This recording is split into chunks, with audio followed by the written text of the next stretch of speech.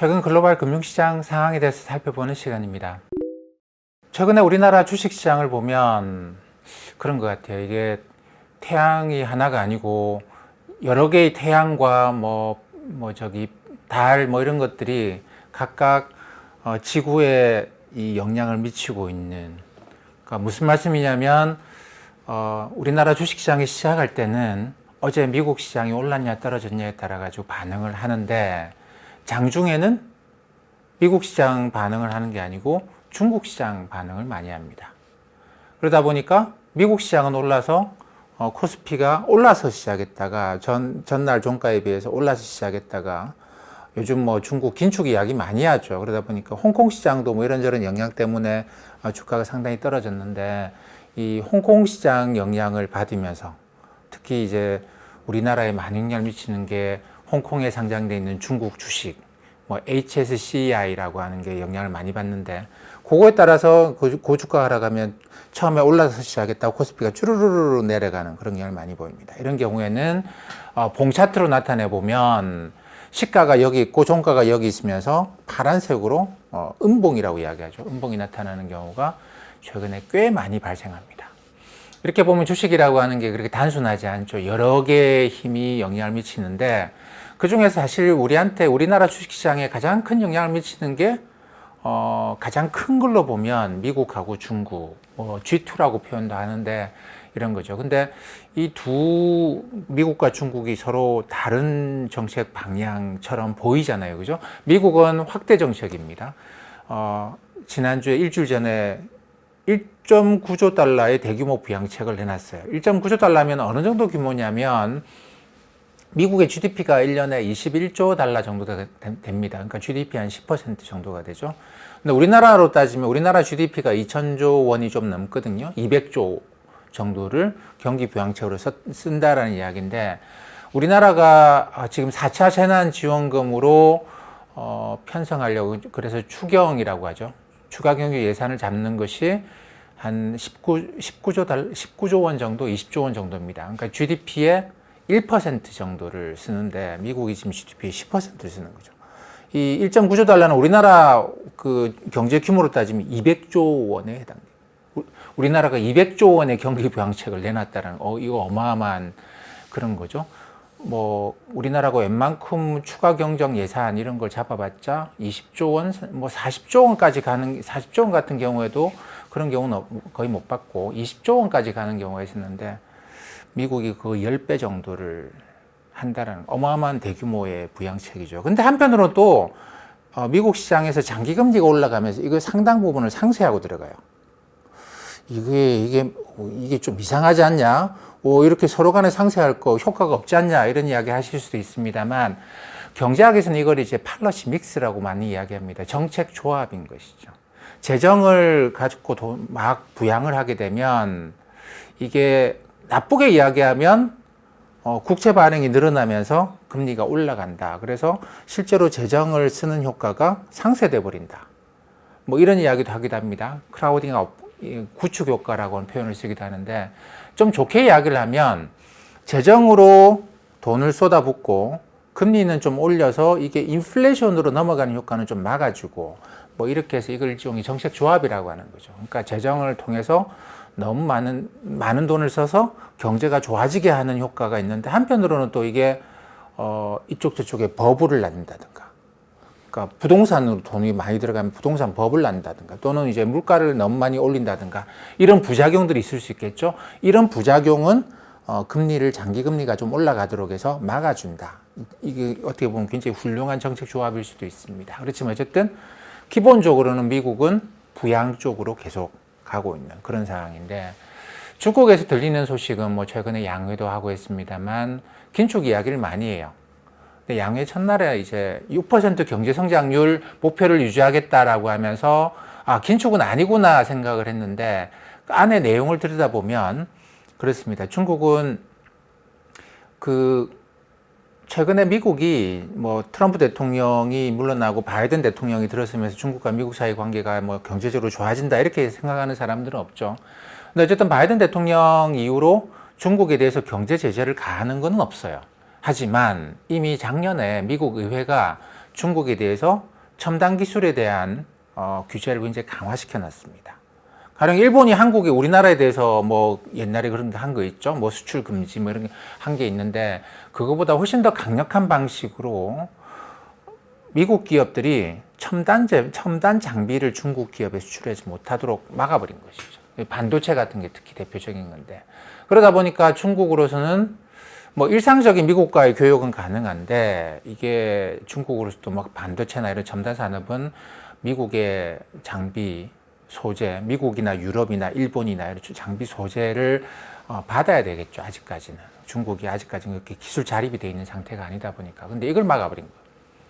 그 이번 양회를 보면 아주 뚜렷한 특징이 뭐냐면 긴축하겠다, 뭐 팽창하겠다 이게 아니고 그냥 거시 경제 정책으로 뭐 금리를 올리겠다, 낮추겠다 이런 게 아니고 핵심이 기술 자립하겠다라고 하는 게 굉장히 강합니다. 이거 시간 굉장히 오래 걸릴 것 같다라는 생각을 하고 국가적인 역량을 모아서 이게 미국이나 다른 서방 국가들이 중국을 기술적으로 고립시키고 있는 거를 스스로의 힘으로 돌파하겠다 이런 게 굉장히 강합니다. 이런 상황에서는 이제 대규모 투자가 계속 일어나야 되겠죠. 어떤 쪽으로? 부동산 쪽이 아니고 이쪽에 첨단 산업 쪽으로 대규모 투자를 계속 해 나가겠다라는 겁니다. 그렇기 때문에 성장률 목표를 낮추진 않았어요. 왜냐하면 투자를 많이 해야 되기 때문에. 근데 자원을 한쪽으로 집중시키기 위해서 다른 쪽에는 자원을 줄이겠다 이런 의도가 또 뒤에 숨어 있는 것 같습니다. 이걸 이제 주식시장이 이 해석을 하는 것이죠. 이렇게 되면 금리를 좀 올리고 긴축을 좀 해서 돈이 부동산 시장, 주식 시장으로 가는 거는 좀 막는 것 같다. 이런 해석을 하다 보니까 최근에 중국 시장이 주가가 계속 좀 약합니다. 특히 홍콩 시장은 뭐 그거 포함해 가지고 뭐 여러 가지 정치적인 이슈까지 걸리면서 약해요. 그래서 이제 장중에 계속 뭐 미국 시장 올랐네? 코스피 올랐다가 장중에 중국 시장 약한 걸 보고 계속 떨어지는 이런 움직임이 계속 반복적으로 발생합니다. 우리나라 주식시장이라고 하는 것이 그동안 뭐 10년 이상 계속 그래왔던 것 같아요. 중국 경제가 부상하고 한국과 중국 사이의 경제 관계가 아주 밀접해지면서 계속 그런 영향을 받는 것 같은데 어쨌든 중국의 영향이, 중국 경제의 영향이 우리나라 주식시장에는 그렇게 좋게 작용할 것 같지는 않습니다. 중국이 내수 부양 정책을 쓴다? 아닐 것 같아요. 산업 정책을 씁니다. 미국의 이 기술 봉쇄로부터 중국 경제를 장기적으로 성장시키기 위해서는 기술적인 자립을 해야 되겠다라는 생각이 이번 양회에서 상당히 좀 강하게, 물론 그걸 이제 예전에는 한번 2015년에는 중국 제조 2025 하면서 굉장히 강하게 플랜카드를 내건 적이 있었죠. 우리가 이제 2025년이 되면 미국과 동등한 수준의 그런 기술력을 갖춘 국가가 될 것이야 라고 하는 건데 그게 이제 상당히 좀 부작용을 많이 낳았어요. 그러니까 그것 때문에 미국이나 일본이나 유럽이 중국을 견제해야 되겠다는 생각을 너무 강하게 만들어 버린 것이죠. 그래서 이번에는 그런 식으로 표를 딱 내걸고 우리 언제까지 하겠다 이런 건 없는데 아마도 한 15년간 우리가 어렵겠지만 이쪽으로 매진을 해야 되겠다. 그게 밑바탕에 깔려 있습니다. 어렵지만 기술적으로 매진을 해야 되겠다라는 그런 게 있어서 이걸 이제 주식시장에 생각해 보면 이게 돈이 주식시장이나 부동산 시장에 풀려나가는 거를 원치 않는 거구나 이런 식의 생각을 해볼 수밖에 없을 것 같습니다. 그래서 중국이 내수 부양하고 성장을 목표를 유지하고 그렇게 생각하실 일은 아닌 것 같아요. 어쨌든 중국은 강한 긴축은 아니지만 좀 긴축인 상황입니다. 근데 미국의 경우에는 이게 좀 복잡하죠. 아까 말씀드린 것처럼 정부는 돈을 쓰는데 그 재정을 쓰는 게 나쁜 영향을 미치는 걸 어느 정도 차단하기 위해서 또 금리가 올라가는 건 용인해 두고 있고 이런 식의 상황입니다. 그러니까 그까진 그렇고. 근데 그 과정에서 이제 우리가 시장이 주목하는 거는 과연 연준이 그러면 어떤 행동을 할 것이냐 이런 식인 것이죠. 근데 제가 볼 때는 이번 주에 이제 연준의 FMC가 있지 않습니까? FMC가 있는데 제가 볼 때는 그냥 지금까지 해오던 대로 그냥 우리는 금리 안 올리고 계속 가겠다 이런 것 같아요. 이번 FMC에서 주목하셔서 보여야 될 게 FMC라고 하는 게 이번 주 우리나라 시각으로는 목요일 날 새벽에 이게 결과가 나오죠. 근데 주목하셔서 볼 거는 3, 6, 9, 12월 달에는 뭐 금리 올린다 내린다 이것뿐만 아니라 이번에 금리는 유지하겠죠. 그것뿐만 아니라 연준의 금리 결정에 투표에 참여하는 사람들이 앞으로의 전망까지 내놓습니다. 이걸 우리가 점도표라고 이야기를 하는데 그 내놓는 그 PDF 파일 보면 한 세 번째 페이지 정도에 그 연준의 금리 결정에 참여하는 사람들은 연준 파월 의장이 있겠죠. 의장 말고 그 연준 이사라고 불리는 사람이 지금 현재 5명 있습니다. 정원은 5명, 6명, 그래서 총 6명이 지금 투표하는데, 원래 정원은 이제 7명이에요. 근데 한 명은 공석이라서 지금 6명이 연준 의장과 이사가 투표에 참여하고, 이 말고 또 이제 연준의 지역 연방은행이 있거든요. 12개의 지역 연방은행이 있습니다. 근데 이거는 이제 사적인 은행이 아니고 이것도 우리가 이야기하는 FRB, 그러니까 페드를 구성하는, 페드 안에는 제일 상위 기관으로 이사회가 존재하는 거죠. 이 이사회의 의장이 파월 의장이 있고 여기에 이제 6명까지 이사가 플러스 6명 이사가 있는데 지금 1명은 공석이고 5명. 그래서 이사회를 구성하는 사람이 지금 6명. 근데 요 밑에 직접 실행하는 집행기구로, 여기는 집행하는 기능이 없어요. 집행하는 기구로 지역 연방은행이 있는데 12개가 있습니다. 물론 뭐 이 이사회가 직접적으로 행동을 하는 거는 요 결의에 따라서 직접 행동을 하는 거는 뉴욕 연방은행이 주로 하는데 요 12개 연방은행의 총재들도 투표에 참여해요. 근데 돌아가면서 합니다. 한꺼번에 12명이 다 참여하는 건 아니고. 지금 그래서 그 이쪽에서 5명, 이 12명 중에서 5명이 참여하고 그 다음에 연준 의장과 이사를 포함해서 6명, 그래서 11명이 투표에 참여해요. 이 사람 11명이 금리를 올린다, 내린다, 유지한다 결정을 하고, 근데 점도표는 그렇습니다. 이 12명하고 여기에 있는 6명을 다 합쳐가 18명이 나 같으면 올해 금리 올해 말에 얼마, 내년 말에 얼마 이렇게 해서 점을 찍는데 작년 12월 달에 이 결과가 나왔을 때 그때 17명이 투표를 했는데 그때 보면 딱 한 명이 2022년부터 금리 인상을 시작한다라고 했고 나머지 사람들은 2023년에 가야지만 5명이 금리 인상한다. 다수는 2023년까지 금리 인상 안 한다가 다수였습니다. 근데 이번에 어떤 결과가 나올지 우리가 좀 지켜봐야 돼요. 지금 이제 금융시장에 그걸 보는데 얼마나 많은 사람들이 변심을 해서 2022년, 그러니까 올해 인상은 없다라고 작년 12월 달에 있었는데 이번 3월 달에 몇 명이냐 내년에 금리 인상하겠다고 할지, 지난번에는 그게 한 명이었거든요. 근데 이번엔 몇 명일지, 2023년에 금리 인상한다 5명까지였는데 이번에 몇 명이 더 늘어났는지 그걸 보려고 할 것 같습니다. 근데 이제 물론 한 2-3명 정도가 이동을 할 수 있을 것 같은데 큰 변화는 아닐 것 같아요. 큰 변화는 아니고. 그리고 여기에 지금 이제 이 12명의 지역 연방은행 총재 중에서 5명만 투표할 수 있고 7명은 투표 안 하거든요. 근데 이 사람들도 점도표 찍는단 말이죠. 그렇기 때문에 물론 이 사람들 중에 이제 내년에 가서 투표에 참여하는 사람도 있고 하기 때문에 좀 복잡하긴 합니다만 어쨌든 이 전체 사람들 중에서 얼마나 금리 인상을 앞당기려고 들 것인가 요걸 보는 것이 관건인데 제가 볼 때는 큰 변화는 없는 것 같습니다. 연준은 그러는 것이죠. 중국하고 좀 달라요. 미국의 경우에는 재정을 가지고 부양을 하고 있고 거기다가 장기금리가 지가 알아서 재정정책의 부작용들을 금리가 올라가면서 막아주고 있거든요. 그러니까 지금 연준이 나서가지고 뭔 행동을 해야 되느냐? 그럴 것 같지는 않다. 우리는 여전히 부양책을 쓰고 있자 이런 겁니다. 왜냐하면 단기금리는 실물 경제에 직접 영향을 미쳐요. 근데 장기금리는 부동산 시장에 영향을 많이 미칩니다. 미국의 경우에는. 왜냐하면 이게 30년짜리 모기지 이런 걸 내가 사람들이 돈을 빌려서 집을 사잖아요. 그렇기 때문에 장기금리가 올라가면 주택에 대한 수요가 줄어들고 주택시장의 버블 위험이 현저하게 줄어듭니다.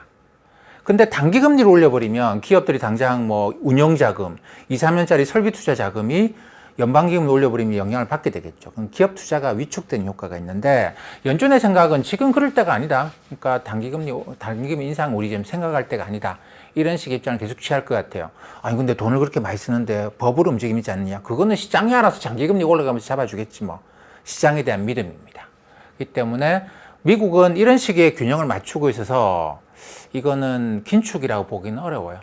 여전히 부양책을 쓰고 있고 장기금리가 그 부양책의 부작용을 좀 일부 잡아주는 시장 스스로의 기능에 의해서 부양책의 부작용을 완화시켜주는 정도, 그 정도로 돌아가고 있기 때문에 돌아가고 있는 것 같습니다. 근데 이제 이런 상태에서 돈이 많이 풀렸으니까 돈의 힘으로 주가 올라갈 거야 이렇게 생각하시는 건 아니에요. 왜냐하면 중국도 그러고 있고 저는 여전히 지난번에 계속 말씀드립니다만 지금 국면은 돈의 힘으로 주가가 올라가는 건 이제 지났고 앞으로 실적이 개선되는 기업들이 주가가 올라갈 것이다. 근데 지금은 이 과도기에 있다라고 이야기하는데 미국이 돈 많이 풀었지 않느냐. 그 돈이 근데 장기금리가 올라가면서 돈의 힘으로 주가 올라가는 힘은 요게 차단을 하고 있어요. 자산시장 법으로는 요게 차단을 하고 있는 그런 상황이고 결국 이 풀린 돈이 어떤 기업의 물건을 사겠죠? 그럼 그 기업의 실적이 증가할 거예요. 그런 기업들의 주가가 올라가는 쪽으로 실적 장세로 넘어간다. 그러니까 지금은 미국이 돈을 풀었다고 해서 유동성의 힘 이런 거 생각하시면 안 되고 그 돈이 어디로 갈 것이냐라고 하는 것만 그것을 생각을 하셔야 될 것 같습니다. 근데 최근에 가상화폐 같은 경우에는 주말에도 거래를 하는데 비트코인의 가격이 6만 불을 넘어섰어요. 그럼 어떤 이야기를 하느냐면 이번에 미국의 1.9조 달러, 1조 9천억 달러의 부양책에 대부분이 실업수당입니다. 그동안 실업자가 많이 늘어났는데 이걸 이제 보존해 주는데 많이 쓰이고 그 다음에 이제 소득이 그렇게 높지 않은 가구에 개인당 140불씩 이렇게 나가는 게 있겠죠. 일종의 재난지원금 같은 게 1,400불씩 나가는 게 있는데 이게 그렇게 큰 돈은 아닙니다. 또 그렇게 작은 돈도 아닌데 사람들이 이 돈 가지고 비트코인 투자를 하고 있는 거 아니냐라는 생각을 할 정도로 이게 나오면서부터 비트코인 가격의 상승이 상당히 좀 빠르게 나타나요. 물론 주가도 올라가는 경향이 있습니다만 요거는 돈의 힘인 것 같습니다. 요건 돈의 힘이 있는데 돈의 힘이 그렇게 강력하지는 않은 게 개인당 140만 원이고 그렇기 때문에 이제 많이 떨어진 개별 종목으로도 또 들어가는 힘이 있기는 있어요. 그렇지만 요게 이제 가령 그동안 크게 올라갔다가 크게 떨어졌던 기술주들을 다시 고점 위로 끌어올릴 수 있는 그런 힘은 아닌 것 같습니다. 그렇기 때문에 돈의 힘은 딱 그 정도만 생각을 하시면 될 것 같고 결국은 이 사람들이 이걸 5월 달부터 봉쇄가 풀리고 미국이 몇 개 주에서는 마스크 의무 착용 또 이제 풀었다고 하잖아요. 그럼 사람들이 막 돌아다닐 거거든요. 근데 그게 결국은 이제 어떤 식의 소비를 낳을 것인가 여기 좀 집중을 해봐야 될 것 같습니다. 미국 시장은 그렇게 봐야 될 것 같고 중국 시장은 아까 말씀드린 것처럼 이게 중국이 이제 새로운 산업 정책을 쓰면서 돈의 움직임을 좀 차단하려고 하는 그런 징후가 아주 뚜렷하게 나타나고 있습니다. 그것 때문에 여기는 실적 장세, 유동성 장세 이렇게 이야기하기 좀 어려운, 그러니까 구체적으로 이제 어떤 산업을 집중 육성하기 때문에 나올 때까지는 좀 긴축적이다고 사람들은 보게 될 것 같아요. 우리 시장은 이거 영향도 받고 저거 영향도 받고 좀 복잡하다 보니 여전히 조정 국면에 왔다 갔다 하는 조정 국면에 와 있다고 생각해야 되지 않겠는가. 내려가는 쪽이든 올라가는 쪽이든 추세가 있다고 보기는 좀 어려운 그런 국면인 것 같습니다.